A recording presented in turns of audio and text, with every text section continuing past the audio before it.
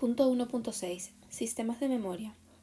Aunque el análisis científico de la naturaleza no unitaria de la memoria es un hecho relativamente reciente, lo cierto es que durante prácticamente toda su historia se ha especulado sobre su naturaleza múltiple. Simonides de Sceos ya distinguió entre al menos dos tipos de memoria de diferente naturaleza, natural y artificial. Francis Gall, creador de la frenología, también contribuyó a la idea de la existencia de diferentes tipos de memoria. Supuso que existían diferentes formas de memoria, las cuales emergían de lo que algunos han denominado facultades verticales o específicas de un dominio concreto, y por otro lado, facultades horizontales que no son específicas y operarían a través de los diferentes dominios. La memoria no era un constructo unitario, sino que existían diferentes memorias de acuerdo con contenidos o dominios específicos. Por lo tanto, había una memoria diferente para cada facultad mental. Para apoyar este argumento, se centró en la observación de que había personas que podían tener muy buena memoria para la música, pero no para los lugares, mientras que otros podían presentar el patrón opuesto. Por su parte, William James, 1890, distinguió entre al menos dos tipos de memoria, modelo dual. Una memoria primaria, inmediata, de corta duración y poca capacidad, y una memoria secundaria de mayor duración y capacidad. El filósofo francés Maine de Biran, en 1929, diferenció entre tres tipos diferentes de memoria, que dependían de distintos mecanismos y con diferentes propiedades. Una memoria mecánica de adquisición de hábitos motores que operaba a un nivel no consciente, una memoria representativa involucrada en el recuerdo consciente de sucesos y conceptos, y por último una memoria sensitiva representada por emociones y sentimientos que operaría a un nivel no consciente. Donald Hebb, a un nivel de análisis biológico, también consideró que era necesario distinguir entre una memoria a corto plazo, MSP, y una memoria a largo plazo, MLP. El recuerdo de un acontecimiento concreto se almacenaría a corto plazo mediante la reverberación de la actividad neuronal, que recorre una y otra vez un circuito cerrado, que finalmente da lugar a cambios estructurales a largo plazo en las sinapsis que facilitan que después se produzca la misma pauta de actividad electrocortical. La verdadera investigación experimental es algo más reciente. Durante la década de los 60, dentro del paradigma cognitivo, se propusieron algunos modelos que distinguían entre una memoria a corto y otra memoria a largo plazo, como los modelos propuestos por Waugh y Norman, 1965, y Atkinson y Shiffrin, 1968.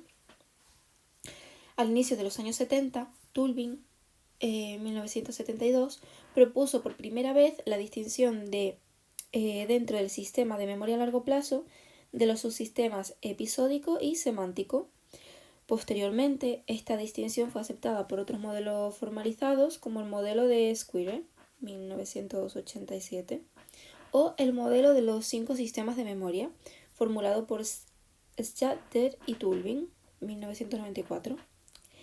En estos últimos modelos aparecen representados diferentes sistemas y subsistemas de memoria.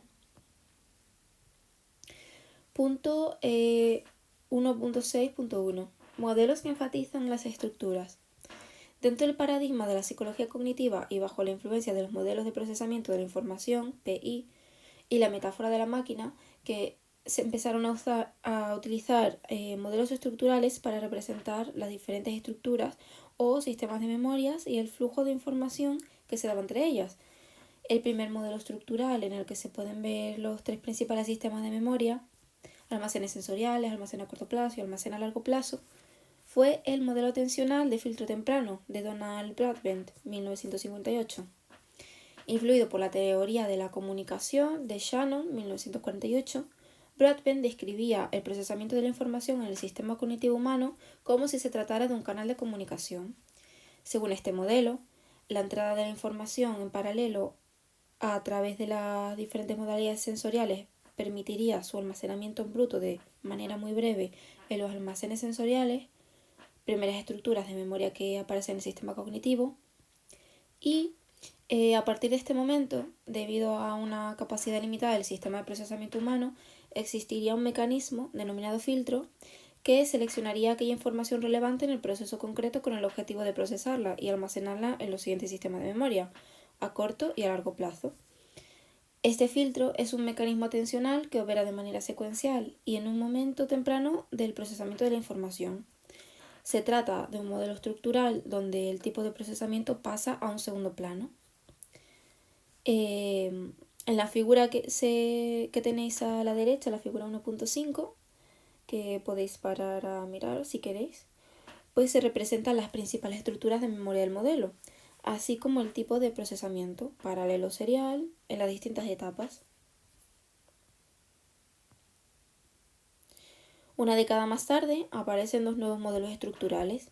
El modelo dual de Waugh y Norman, 1965, que distingue entre dos estructuras principales, una a corto plazo y otra a largo plazo, y el que sin duda ha sido el modelo de memoria humana más nombrado e influyente sobre la memoria humana, el modelo modal, propuesto por Atkinson y Shiffrin en 1968, que es muy similar al modelo de filtro de Broadbent,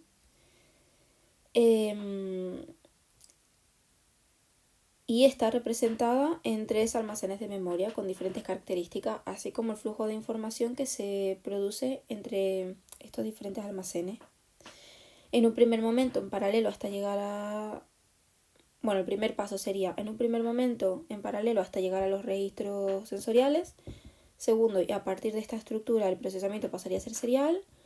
Y tercero, de nuevo, los procesos pasarían a un segundo plano y siempre irían en la misma dirección. Aquí tenéis la figura 1.6 del modelo de Atkinson y Shiffrin, por si lo queréis ver. Los modelos estructurales han supuesto una manera relativamente sencilla y elegante de representar la organización de los diferentes sistemas de memoria, pero tienen importantes limitaciones, y es que se centran precisamente en las estructuras, dando un protagonismo secundario a los procesos de control. Por este motivo aparecen los modelos procesuales centrados en los procesos, aunque también tienen sus limitaciones. Punto 1.6.2. Modelos que enfatizan los procesos. A principios de los años 60, Craig y Locrat, 1972, proponen la hipótesis de los diferentes niveles de procesamiento de la información.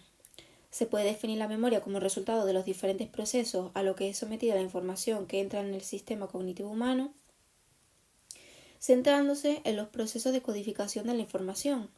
Este modelo sostiene que cuanto más profundo sea el nivel de análisis de una determinada información, mejor y más duradera será la recuperación de esta. Y cuanto más superficial sea la codificación, peor será la recuperación y también más corta será su duración. Aunque existe cierto apoyo empírico, la teoría no deja de ser circular y, aunque sea en un plano secundario, asume que el procesamiento relevante es realizado por un sistema de memoria primaria, manteniendo la visión estructural de los modelos posteriormente revisados. Punto 1.6.3. Otros modelos.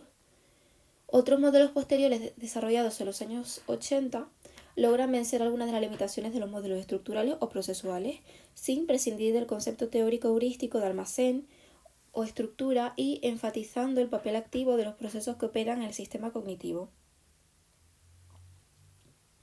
Tenemos el modelo de Cruz de Malta propuesto por Broadbent en 1984, que distingue 4 almacenes interconectados mediante un sistema de procesamiento que puede ir en cualquier dirección entre los diferentes almacenes y que permite tanto el procesamiento top-down como el bottom-up. Y luego el modelo de Cowan, 1988-1995, es un modelo más novedoso que difiere respecto a los anteriores en el papel que concede a un ejecutivo central que controla el procesamiento voluntario a través de la atención y que permite diferenciar entre acciones controladas y automáticas. Podéis ver la figura 1.7 en la que se ve esto reflejado.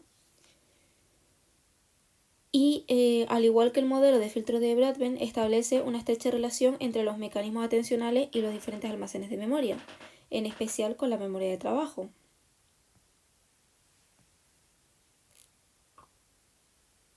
Punto 1.6.4. Modelo multicomponente de la memoria de trabajo.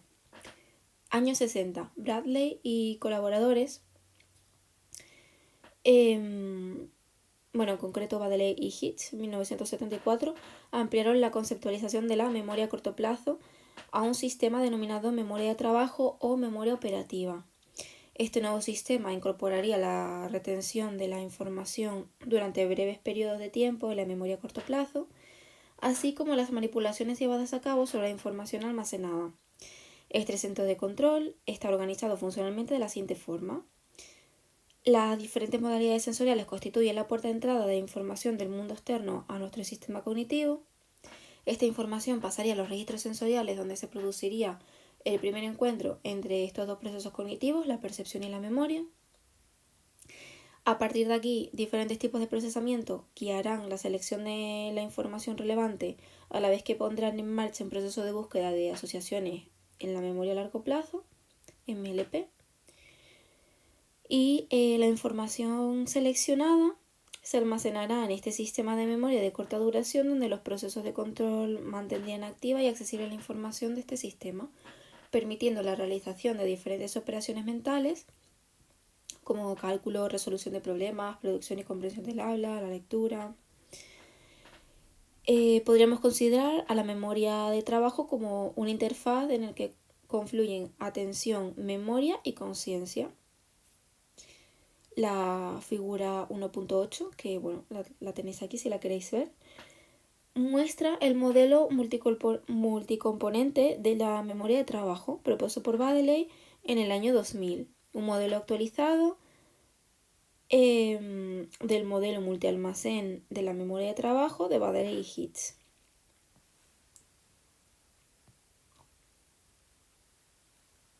Como puede observarse, la memoria de trabajo no es un sistema unitario, sino que estaría compuesto por diferentes subsistemas controlados por el Ejecutivo Central, conocido como Centro de Control Atencional.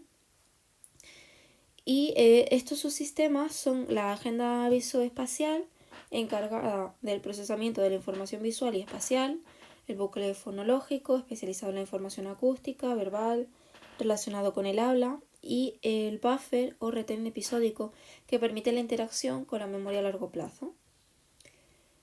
Este sistema a corto plazo constituye uno de los sistemas de memoria propuesto por Schachter y Tulving. A nivel cerebral parecen existir diferentes redes neuroanatómicas para los subsistemas verbal y visoespacial. Dentro de la primera red podríamos distinguir regiones del córtex parietal inferior y córtex prefrontal anterior relacionadas con el mantenimiento de la información verbal, y una red temporoparietal relacionada con el procesamiento del habla para el repaso de la información verbal. Y luego tenemos áreas del córtex occipital, ventral y dorsal, que conectan con el temporal o parietal y que estarían implicadas en el funcionamiento de la memoria operativa visoespacial. Y por último, el ejecutivo central, que se ha asociado con el funcionamiento del córtex prefrontal, siendo importante el papel central de las regiones ventrolateral y dorsolateral. Lo que parece estar claro es que existe una amplia red neural que incluye el circuito frontal parietal y el circuito frontal temporal, que se relaciona al menos con el funcionamiento de la memoria de trabajo, los mecanismos atencionales y la memoria prospectiva.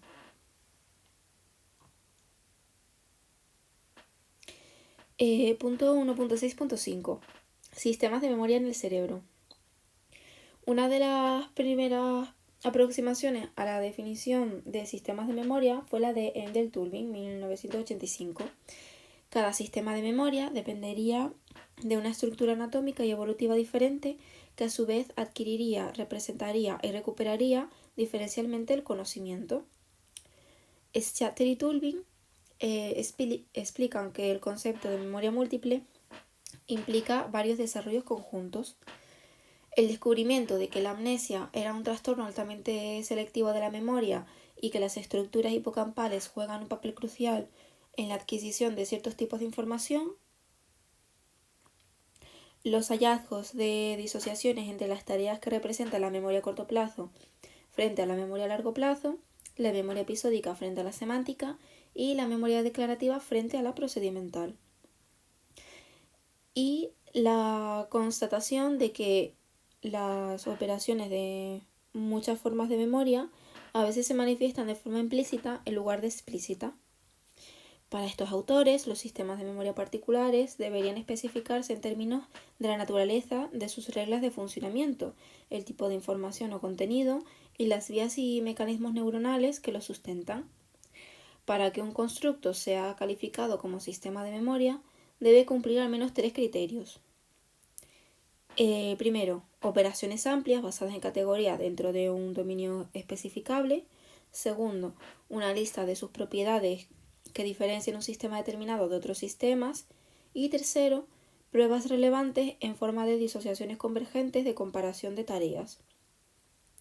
Utilizando estos 3 criterios, por ejemplo, podríamos decir que el sistema de memoria de trabajo es aquel que permite mantener una pequeña cantidad de información durante un tiempo breve y realizar operaciones con ese material, por ejemplo, dados 3 números concretos, 2, 3 y 6, realizar una suma.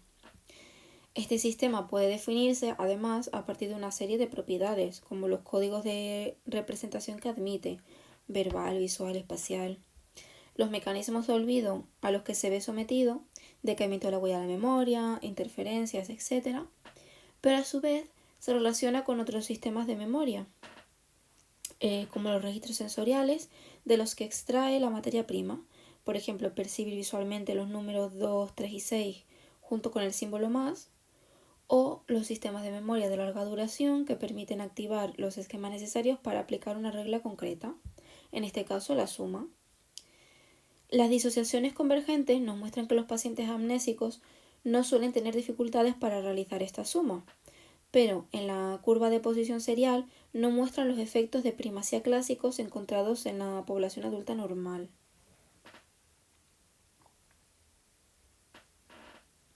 A partir de los años 80, en un intento por definir y clasificar los diferentes sistemas de memoria, aparecen las primeras propuestas teóricas, entre las que destacan 2. La propuesta de Squire y la propuesta de Shatter y Tulving. Estas 2 propuestas, la podéis ver en la figura 1.9. Entonces, por un lado, Squire, en 1987-2004, realiza una distinción entre 2 principales sistemas de memoria a largo plazo de tipo declarativo y no declarativo, atendiendo principalmente al origen neuroanatómico. Luego, Schatzer y Tulving, 1994, parten de la distinción entre sistema de memoria explícita e implícita con un origen más representacional. Memoria declarativa o explícita, que permite la adquisición, retención y recuperación consciente e intencional, y la memoria no declarativa o implícita, que no permite el acceso al conocimiento consciente de la memoria. Ambos sistemas dependerían de regiones cerebrales diferentes. Por un lado, la memoria declarativa o explícita de regiones temporomediales, incluyendo el hipocampo, córtex parahipocampal, córtex entorrinal, diencéfalo, cuerpos mamilares, etc. Y la memoria no declarativa o explícita que se ha relacionado con el funcionamiento de otras regiones cerebrales como los ganglios basales, el neocórtex, amígdala, cerebro, etc. Schatzer y Tulving distinguen 5 sistemas diferentes, 1 a corto plazo y 4 a largo plazo, donde se representan de manera subyacente las operaciones implicadas en los procesos de recuperación explícita e implícita, así como las propiedades que los definen. Cada sistema principal estaría a su vez determinado por diferentes subsistemas. De manera similar al modelo anterior, estos autores relacionan diferentes estructuras neuroanatómicas a los diferentes sistemas y subsistemas propuestos. Entonces aquí tenéis la tabla 1.2 sobre los 5 sistemas principales de aprendizaje y memoria humanos, por si queréis leerla. Y pasamos al punto 1.7, procesos de memoria. Respecto al funcionamiento de la memoria, esta procesa la información que recibimos a través de las diferentes modalidades sensoriales y lo hace a través de los procesos de codificación, almacenamiento y recuperación. Esta descripción de los procesos de memoria proviene del marco teórico del procesamiento de la información, tanto de los primeros modelos seriales basados en la analogía cerebro-ordenador, como de los más recientes basados en el procesamiento distribuido y paralelo. Vale, entonces en los procesos de memoria tendríamos tres fases. Primero, fase de codificación. Segundo, fase de almacenamiento de la información. Y tres, la fase de recuperación. Entonces, la primera, en la fase de la codificación, podemos distinguir dos subfases, la de adquisición y la de consolidación. En la de adquisición pues se corresponde a lo que entendemos por aprendizaje, conlleva el registro y análisis de la información que accede a través de nuestras modalidades sensoriales a los registros sensoriales. Y luego la consolidación de la información entrante en la creación de representaciones de memoria. En el proceso, se da el proceso de codificación, que puede ser intencional o incidental, y puede verse afectado por muchas VV, que no sé lo que significa. Pero bueno, entre paréntesis pone profundidad a la que se codifica la información, el tiempo y su distribución, organización del material, estrategias de repetición y repaso, distintividad de la información, periodo de descanso, sueño, atención, emoción, motivación, etc. Pasamos a la segunda fase. Como resultado de los dos subprocesos de la codificación, adquisición y consolidación, se produciría el almacenamiento de la información. Para muchos, codificación y almacenamiento formarían parte del mismo proceso, que implicaría el mantenimiento de dichas representaciones en el tiempo. Proceso de almacenamiento. Desde un punto de vista neurobiológico, el circuito hipocampo-corteza prefrontal explica el almacenamiento de la memoria a corto plazo y memoria a largo plazo a través de dos procesos relacionados a nivel cognitivo con el traspaso de la información del sistema a corto plazo al sistema a largo plazo. Y entonces pasaríamos a la fase 3. A través de la recuperación, el sistema cognitivo accedería a las representaciones mentales previamente codificadas y almacenadas. En el proceso de recuperación hay que distinguir entre accesibilidad y disponibilidad, las diferentes claves de recuperación, implícita, explícita, el tipo de tareas utilizadas para su evaluación, recuerdo, reconocimiento, recuerdo con claves, el contexto, etc. Una característica muy importante de la puesta en marcha del proceso mnemónico es que el producto finalmente recuperado no es una copia de la realidad, sino una reconstrucción de la misma. Turing et al. En 1994 proponen un modelo neurocognitivo que enfatiza los procesos de codificación y recuperación de la información para distinguir los dos subsistemas de la memoria a largo plazo, el episódico y el semántico. El modelo era: las regiones prefrontales del hemisferio izquierdo y derecho estarían implicadas diferencialmente en los procesos de codificación y recuperación de la información de la memoria episódica y semántica. Utilizando la técnica de tomografía por emisión de positrones, PET, encontraron que regiones prefrontales izquierdas estarían más activas durante la codificación episódica y semántica, y regiones prefrontales derechas están más activas durante la recuperación episódica. Pasamos al punto 1.8, memoria y olvido. Luis Borges describió la memoria de Funes en un relato sobre un personaje hipermnésico, presentando la incapacidad de su personaje para olvidar como una ficción. Lo cierto es que existen historias reales. Mi memoria gobierna mi vida, es como mi sexto sentido. Sin esfuerzos, no puedo dejar pasar las cosas a causa de mi memoria, es parte de mí. Lo sé desde hace mucho tiempo, mi memoria es excepcional. No creo haber deseado nunca tenerla, pero es una carga. Jill Price, una mujer hipertimésica, no ficticia, define así su memoria. Su incapacidad para olvidar es una pesadilla. Reflexionar sobre el olvido lleva implícito especular sobre la memoria y viceversa. La investigación ha puesto de manifiesto que el olvido forma parte de la actividad normal de la memoria. es otra de sus propiedades y olvidar es un mecanismo adaptativo. La forma más adecuada de abordar esta relación podría partir de la consideración de los mecanismos que subyacen al olvido. Se han distinguido al menos dos tipos de olvido. Olvidos relacionados con omisiones, que puede ser incidental o motivado, y los olvidos relacionados con las comisiones, que los tenéis aquí en el recuadro 1.3 por si queréis leer en qué consisten.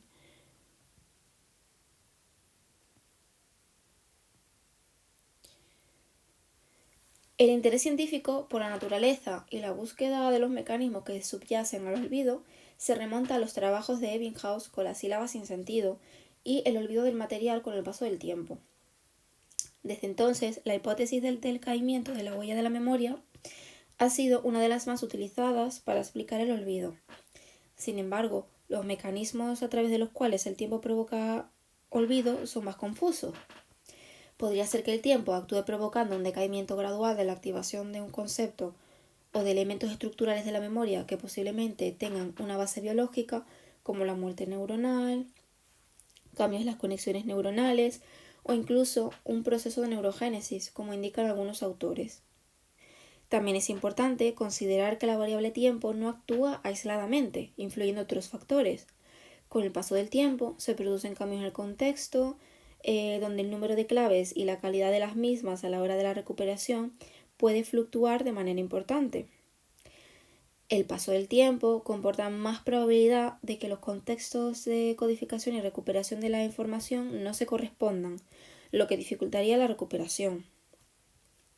Pero uno de los aspectos más importantes que conlleva el paso del tiempo es el número de experiencias que tenemos y con ellas la interferencia entre los diferentes materiales que vamos almacenando, puesto el énfasis en los mecanismos de control inhibitorio para suprimir voluntariamente la información no deseada.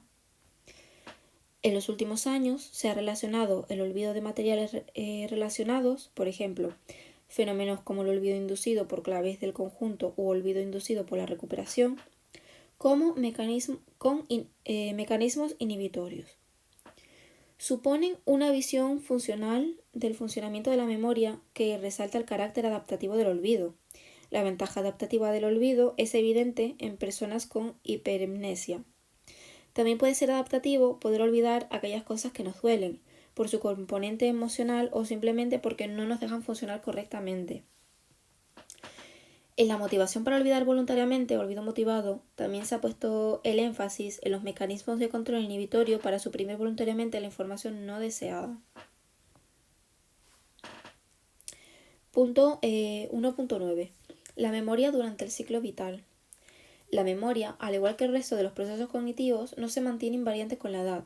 No es un sistema unitario y durante el ciclo vital los diferentes sistemas cambian a un ritmo diferente.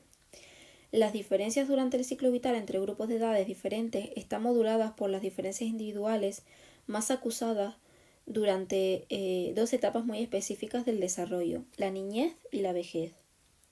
Épocas donde más cambios se producen en los diferentes procesos cognitivos. Además, existen otros factores a tener en cuenta.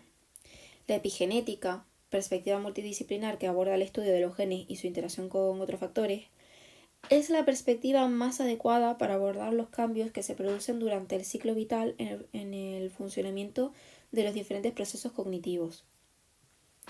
La memoria declarativa o explícita es la más sensible a los efectos de la edad. Durante los primeros años de vida, esta memoria mejora muchísimo, tanto su capacidad como en duración de la información almacenada. Esta mejora sustancial se extiende al menos hasta pasada la adolescencia y se ha atribuido a diferentes factores que a su vez se relacionan con la madurez cerebral. Destaca la mejora de la memoria de trabajo que a nivel estructural implica una compleja red frontoparietal cuya maduración correlaciona con el desarrollo de este sistema de memoria. Otro de los factores relacionados con el incremento de la memoria, Otro de los factores relacionados con el incremento en la memoria declarativa en las primeras décadas de la vida es la metamemoria y el uso de estrategias de memoria. El conocimiento de lo que los niños tienen acerca de su memoria y de cómo funciona les permite utilizar diferentes estrategias que facilitan el funcionamiento de este proceso cognitivo. También experimenta cambios sustanciales durante el envejecimiento, aunque en este caso parece que la edad influye negativamente en este tipo de memoria. Sin embargo, diferentes factores de protección, como el nivel de educación, el ejercicio físico o el entrenamiento cognitivo, podrían servir de reserva cognitiva y actuar como un mecanismo compensatorio. Se ha visto que diferentes tipos de diseño transversales frente a longitudinales modulan el declive encontrado en las personas mayores. Y bueno, aquí tenéis en la tabla punto 1, en la tabla 1.3, las principales características de los estudios longitudinales y transversales. Déficits encontrados en la memoria de trabajo han sido atribuidos a un deterioro del lóbulo frontal y el circuito frontoparietal, relacionado también con los mecanismos atencionales y las funciones ejecutivas.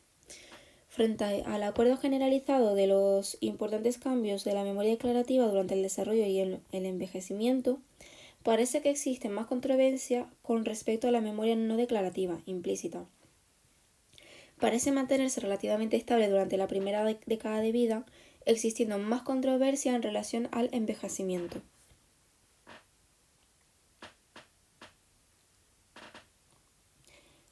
Pasamos al punto 1.10, neurociencia cognitiva de la memoria.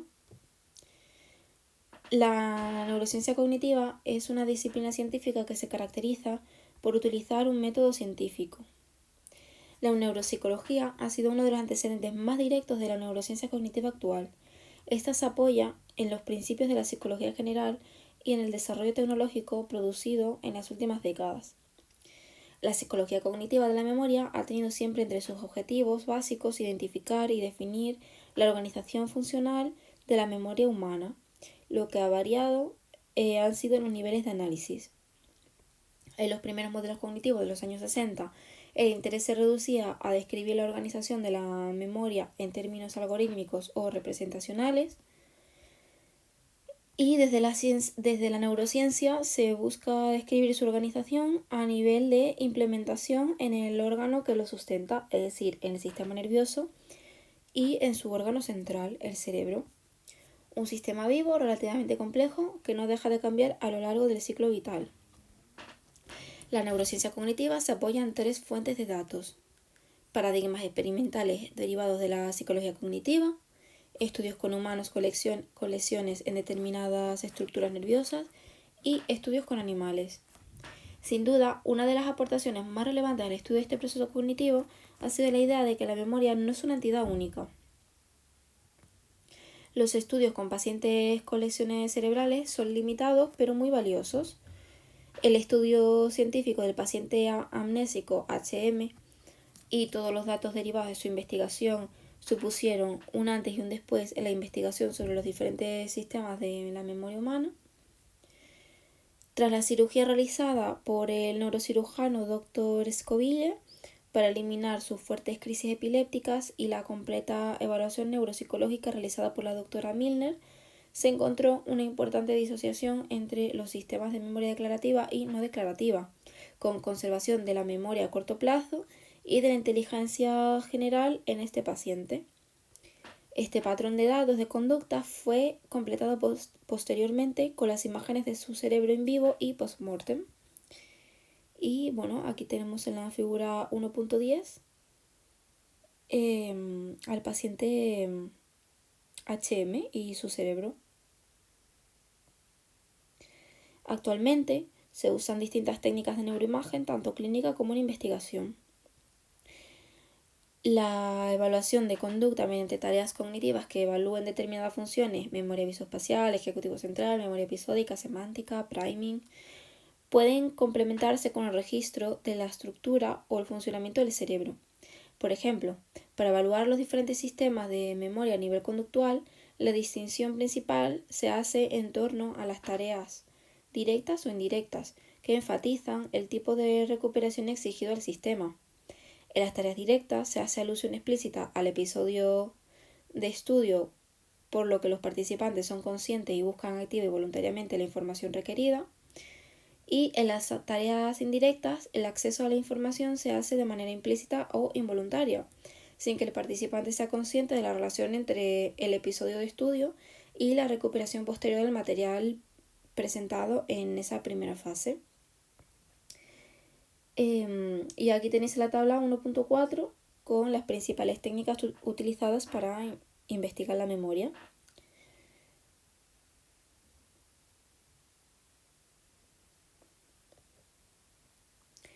También durante la fase de codificación se puede distinguir entre aprendizaje incidental o intencional, donde es importante tener en cuenta las estrategias de control llevadas a cabo por el sujeto. Talvin y colaboradores, 1994, propusieron el modelo ERA. Según este modelo, hay una implicación diferente de la corteza prefrontal durante la realización de tareas que implican memoria episódica. La corteza prefrontal derecha está más activada durante la recuperación y la corteza prefrontal izquierda está más implicada durante la fase de recuperación.